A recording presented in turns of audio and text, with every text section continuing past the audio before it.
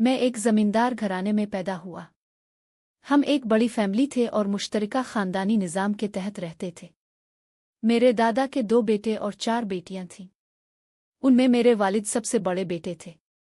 दादा ने अपनी जिंदगी ही में अपनी तमाम बेटियों की शादियां कर दी थीं। दादा के इंतकाल के बाद दादी हमारे साथ ही रहती थीं। दादी अक्सर बीमार रहती थीं, इसलिए हम सब दिल से उनकी देखभाल करते थे। उम्मी जान ने हमें यही तरबियत दी थी कि बड़ों का ख्याल रखना फ़र्ज होता है। लेकिन हमारी चाची दादी की ज़्यादा परवाह नहीं करती थीं, इसी वजह से उनके बच्चे भी दादी को ज़्यादा अहमियत नहीं देते थे। इसके बावजूद दादी सब बच्चों से बराबर प्यार करती थी। दादी की ख्वाहिश थी कि अपनी ज़िंदगी में ही तमाम ज़री ज़मीनें और जायदाद औलाद में इंसाफ के साथ तकसीम कर दें, ताकि बाद में किसी के दरमियान कोई झगड़ा ना हो। वालिद साहिब सरकारी मुलाजिम थे। वो ज़मींदारी के झमेलों में पड़ना नहीं चाहते थे, यूं कह लें कि अपनी मुलाजमत की वजह से उन्हें वक्त ही नहीं मिलता था। इसीलिए ज़मींदारी के तमाम काम हमारे चचा ही देखते और संभालते थे। ज़मींदारी में अक्सर मुकदमात, झगड़े और मसाइल सामने आते रहते हैं। बाज़ औक़ात ऐसे हालात भी पैदा हो जाते हैं जहां असर और रसूख इस्तेमाल करना पड़ता है, वरना सच्ची बात भी मानने को कोई तैयार नहीं होता। चचा जान कोई और काम नहीं करते थे, इसलिए दादा ने शुरू से ही उन्हें अपने साथ रखा था। वो ज़मींदारी के तमाम तरीक़ों और मामलात से अच्छी तरह वाकिफ़ थे। इसके बरक्स वालिद साहिब को ज़मींदारी के रमूज़ का ज़्यादा इल्म नहीं था। वो बस अपनी नौकरी से काम रखते थे और तालीम को अहमियत देते थे। दादा के इंतकाल के बाद जब चचा को ज़मींदारी के मुख्तलिफ मामलात पेश आते तो वो दादी और वालिद साहिब से कहते कि मुझे मुख्तारनामा लिखवा दे, ताकि मैं बग़ैर किसी रुकावट के ज़री मामलात निपटा सकूं। कभी ज़री कर्ज़े की ज़रूरत पड़ती, कभी लगान के मामलात सामने आ जाते। उन सब कामों में सब के दस्तखत ज़रूरी होते थे। इसीलिए दादी ने बाबा और अपनी 4 बेटियों से कहा कि रमीज़ जैसा कहता है वैसा ही कर दो, ताकि इसे मुश्किल न हो और पटवारी वगैरह कोई गड़बड़ न कर सके। एक तरफ मुजारियों को काबू में रखना होता था, दूसरी तरफ ज़मीन को मिकोए पर देना और वक्त पर वसूली करना। गरज ज़मींदारी के कई ऐसे मरहले थे जहां चचा को भाई और बहनों की रज़ा और दस्तखत दरकार होते थे। बाबा को अपने भाई पर पूरा भरोसा था। शुरू में चचा हर बात मानते थे।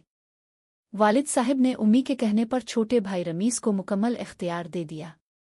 अबू की बहनों ने भी यही किया।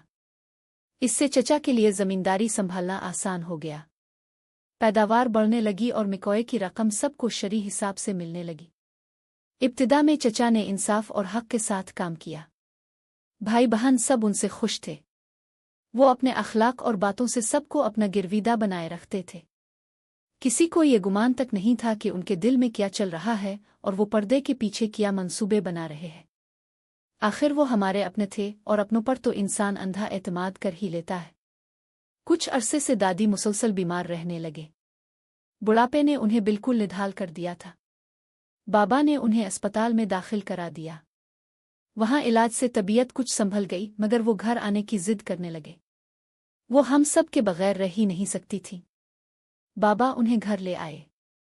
जब दादी को महसूस हुआ कि जिंदगी अब ज्यादा बाकी नहीं रही तो उन्होंने बाबा और चचा को बिलाकर ज़बानी वसीयत की।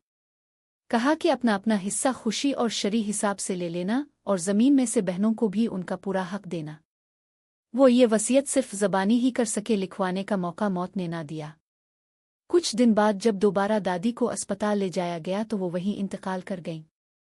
दादी की वफ़ात के चंद ही दिनों बाद औलाद के दरमियान इत्तेफाक ख़त्म हो गया। हर एक का मुंह दूसरी तरफ हो गया। वजह यह थी कि चचा अपनी मर्जी करने लगे। बाबा कुछ कहते तो वो जिद और बदतमीजी पर उतर आते थे। वक्त गुजरता रहा। चचा आहिस्ता आहिस्ता ज्यादा खुद मुख्तार होते गए और अपनी मर्जी के मालिक बनते चले गए। हम सब अपने वालिद की वजह से खामोश रहे, जबकि चाची और उनके बच्चे हम पर ज्यादतियां भी करने लगे। वालिदा सब कुछ बर्दाश्त करती रहें, क्योंकि एक ही घर में रहना था और मुश्तरका खानदानी निज़ाम में बर्दाश्त न हो तो इकट्ठा रहना मुमकिन नहीं होता। अकटई रहना हमारी मजबूरी भी थी, क्योंकि ज़मींदारी मुश्तरका थी और आबाई घर भी एक ही था। कोई अपना घर छोड़कर कहाँ जाता। हम सब सब्र से काम ले रहे थे, लेकिन इस सब्र का फ़ायदा चचा और उनकी फैमिली उठा रही थी। वो चुपके से ज़मीन के टुकड़े बीच देते, नई गाड़ियां ले आते, कमरों में एसी लगवा लेते। कभी कोई नया सामान आ जाता, कभी कोई और चीज़। बच्चों को महंगे स्कूलों और कॉलेजों में पढ़ाया जा रहा था क्योंकि पैदावार की आमदनी मुकम्मल तौर पर चचा के कंट्रोल में थी। वो जितना चाहते बताते और जितना चाहते छुपा लेते। ज़मे ठेके पर देते लेकिन अबू और बहनों को खबर तक न देते। पैसा खुद रखते और अपनी फैमिली की आसाइशों पर खर्च करते रहते। बाबा ज़मीनों पर नहीं जा सकते थे, वहाँ तो चचा का हुक्म चलता था और मेरे वालिद की कोई हैसियत न थी। जब चचा के ऐशो आराम बहुत बढ़ गए तो हमारी और अबू की बहनों की आमदनी कम होती चली गई। तब हमारी चारों बहनों ने मिलकर आवाज़ उठाई और चचा से अपने हक का मुतालबा किया। उन्होंने कहा कि ज़मीन का बंटवारा करो और हमें हमारा शरई हिस्सा दो। चचा हाँ तो करते रहे लेकिन सालों तक टाल मटोल से काम लेते रहे। इसी दौरान वालिद साहिब सरकारी मुलाजमत से रिटायर हो गए। वालिदा और बहनों के कहने पर अब वो खुद भी ज़मीनों पर जाने लगे। वहाँ है जाकर चचा के करतूत सामने आ गए। चचा ने पटवारी के साथ मिलकर दादा की ज़मीन के कई एकड़ फरोख्त कर दिए थे और फिर दूसरी जगह ज़मीन अपने नाम से खरीद ली थी। बाबा ने झगड़ा नहीं किया। उन्होंने बहनों को भी समझाया कि रमीज़ भी बाप की जायदाद में शरीक है। अगर इसने अपनी ज़मीन बेच कर दूसरी जगह ले ली है तो बंटवारे के वक्त इसका हिसाब हो जाएगा। जो ज़मीन इसने बेची है वो इसके हिस्से में से किट जाएगी और बाकी ज़मीन शरई हिसाब से सब में तकसीम हो जाएगी। लेकिन जब बंटवारे का वक्त आया तो चचा ने इनकार कर दिया। इसने बेची हुई ज़मीन को हिसाब में शामिल ही न किया। इसने कहा कि जो ज़मीन बची है इसी में से पूरा हिस्सा मुझे दिया जाए क्योंकि देखभाल मैंने की है और मेहनत भी मेरी है। वो ये भी कहता था कि मुख्तियारनामा मेरे पास है, इसलिए किसी को पूरा शरई हिस्सा नहीं मिलेगा। शरई इंसाफ से बंटवारा हो सकता था लेकिन इसके लिए मुकदमाबाजी ज़रूरी थी और बाबा ये नहीं चाहते थे। वो कहते थे कि एक ही घर में रहते हैं तो फैसले भी सुलह और इत्तेफाक से होने चाहिए। ज़मे के लिए लड़ाई होगी तो बच्चों में दुश्मनी फैलेगी, हम कमज़ोर होंगे, दुश्मन फ़ायदा उठाएंगे और रिश्तेदार बातें बनाएंगे जिससे इज़्ज़त ख़राब होगी। वालिद समझदारी से सोच रहे थे मगर चचा पर लालच गालिब आ चुका था। अगर उनका बस चलता तो वो सारी ज़मीन भाई बहनों से औने पौने खरीद लेते और किसी को 1 इंच भी ना देते। जब बंटवारे पर कोई समझौता ना हुआ तो बहनों को सख्त गुस्सा आया। वो लड़ने पर आ गईं और मुकदमा करने की धमकियां देने लगे लेकिन चचा पर कोई असर ना हुआ। वो अंदर ही अंदर अपने कागजात मजबूत कर चुके थे। खुफिया तौर पर ज़मीन बेचते रहे, फिर इनकार कर देते। कब्ज़ा नए खरीदारों के पास चला जाता और हम सिर्फ देखते रह जाते। सब बातें जब आहिस्ता आहिस्ता मेरे वालिद के इल्म में आएं तो वो दंग रह गए। उन्हें यकीन नहीं आ रहा था कि सगा भाई ऐसा भी कर सकता है। वालिद ने रिकॉर्ड निकलवाया तो मालूम हुआ कि छोटे भाई ने तकरीबन सारी ज़मीन अपने नाम करवा ली है और बहनों के हिस्से पर भी कब्ज़ा कर रखा है। ऐसी बातें भला वो कैसे बर्दाश्त करती। बहनें वालिद से लड़ने आ गईं।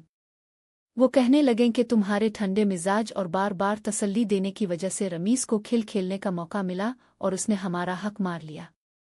अब तुम ही इससे हमारा हिस्सा दिलवाओगे। वालिद खुद अपना हिस्सा हासिल नहीं कर पा रहे थे तो बहनों को क्या दिलवाते। तमाम कागजात चचा के कब्जे में थे लेकिन बहनें कहती थीं कि तुम भी अपने छोटे भाई से मिल गए हो। अलिफाक दिन चचा ने ज़मीन का एक बड़ा टुकड़ा बेचा, रकम जेब में डाली और कराची चले गए। वो वहाँ बंगला खरीदना चाहते थे ताकि अपनी फैमिली को बड़े शहर मुंतकिल कर सके। लेकिन कुदरत इतनी बेइंसाफ भी नहीं होती। बंगला देखकर वापस आए तो बीमार पड़ गए और दोबारा कराची ना जा सके। इधर बहनें मेरे वालिद का जीना हराम कर चुकी थीं। वालिद बहुत परेशान थे। बहनें कहती थीं कि रमीज़ पर मुकदमा करो और इस आबाई घर का भी बंटवारा करो। हालांकि दादी वाज़े कह चुकी थीं कि इस घर में सिर्फ बेटों का हिस्सा होगा और बेटियों को ज़री ज़मीन से इंसाफ दिया जाएगा क्योंकि वो शादीशुदा हैं और उनके अपने घर हैं। मगर गुस्से में वो घर भी बेचने का मुतालबा कर रही थी। वालिद की कमज़ोरी का चचा ने पूरा फ़ायदा उठाया और मज़ीद बेबाक हो गया। इलाके की पुलिस इसकी बात मानती थी और सियासत में भी इसका असर और रसूख था। वालिद ज़मीनों पर जाते तो कोई उन्हें खातिर में ना लाता। छोटे भाई ने ऐसा जाल बिछा रखा था कि मुजारे भी वालिद को नहीं मानते थे। वालिद ज़मीन के कागजात निकलवाने की कोशिश करते रहे मगर बहनों का सब्र ख़त्म हो चुका था। वो हमारे घर आकर धरना देकर बैठ गईं कि मुकदमा करो और इस घर का बंटवारा कर दो। मगर अगर घर बिक जाता तो हम कहाँ जाते। खुदा की करनी के इस बार जब चचा ज़मीनों पर गए तो वहाँ उनका किसी से झगड़ा हो गया। ये तनाज़ा पहले से चल रहा था। उन्होंने खुफिया तौर पर कुछ एकड़ ज़मीन बेची थी, लेकिन अब खरीदारों को कब्ज़ा नहीं दे रहे थे।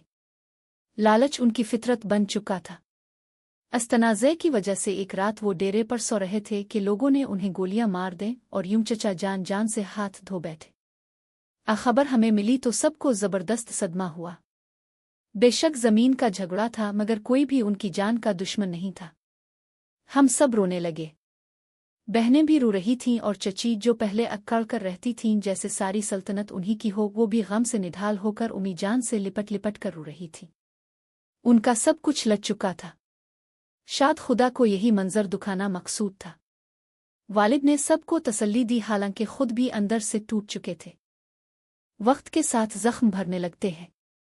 हम भी चचा के गम से संभल गए, लेकिन अब मसला उनकी फैमिली का था। चची डरी हुई थीं कि अब लोग उनसे और उनके बच्चों से बदला लेंगे, मगर किसी ने ऐसा न किया। वालिद ने सबको एक खानदान की तरह संभाल लिया। जब वालिद को ज़मीन और जायदाद का इख्तियार मिला तो उन्होंने पूरे इंसाफ से काम लिया। चचा और उनके बच्चों का हक उन्हें दिया और बहनों का हिस्सा भी पूरा अदा किया। 2 बहनें बहुत अमीर थीं, उन्होंने अपना हिस्सा नहीं लिया और यतीम भतीजों और बेवा भाभी के हक में खुशी से दस्तबरदार हो गई। बाकी 2 बहनों ने अपना हिस्सा ले लिया। वालिद ने चचा मरहूम के यतीम बच्चों और बेवा भाभी की सरपरस्ती की। उनकी ज़मीन और तरके की देखभाल इस वक्त तक करते रहे जब तक वो बालिग और समझदार ना हो गए। जब वो तालीम मुकम्मल करके अपनी विरासत संभालने के काबिल हो गए तो सब कुछ उनके हवाले कर दिया। चच इस हसन सलूक पर बहुत शुक्रगुजार थी। उन्होंने अपने बच्चों के रिश्ते हमारे साथ करने की ख्वाहिश जाहिर की। वालिद ने मेरा निकाह चचाज़ाद तारिक से और मेरी बहन फौजिया का निकाह चचा के छोटे बेटे से कर दिया। इसी तरह चची की इकलौती बेटी मारिया मेरे भाई के निकाह में आ गई। वह वो ज़मीन जिसके बंटवारे पर सख्त नफरत पैदा हो गई थी, इत्तेहाद का सबब बन गई। ज़मीन भी टुकड़ों में बंटने से बच गई और ख़ानदान फिर एक हो गया। इज भी हमारा ख़ानदान एक मिसाली ख़ानदान है। हम सब एक ही घर में सुकून और मोहब्बत से रहते हैं। खुदा का शुक्र है कि हमारा घर इतना बड़ा है कि कई ख़ानदान समा सकते हैं। बहनें जब आती हैं तो खुश दिली से मलती हैं और वालिद साहिब की दिल से इज्जत करती है।